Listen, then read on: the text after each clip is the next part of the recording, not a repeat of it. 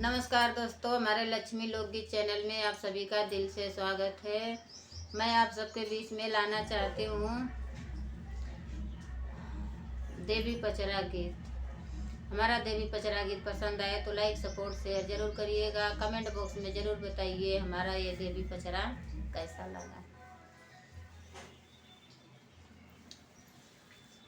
भोरे भोरे उठ मैया बैठ चौरिया हो जो हई हो मैया ना।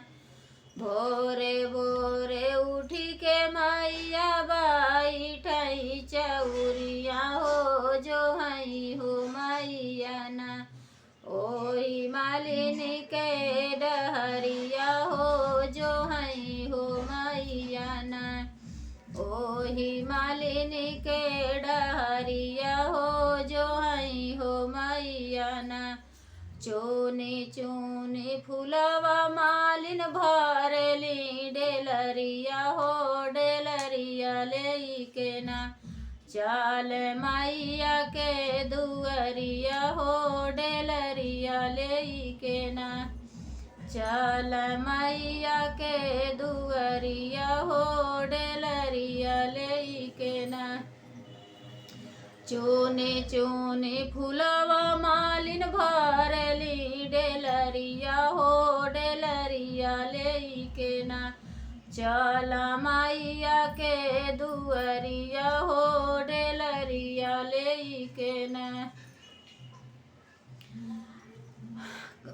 चंपा चमेली मैया बेलिया चमेली मैया चंपा औरी फूलवा हो कवाना फूलवाना।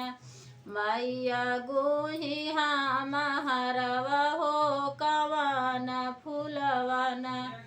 मैया गुही हम हरवा हो कवाना फूलवाना। उलटी पलटी मैया खोजा अड़उल फूलवा हो कहाँ हो बड़ना।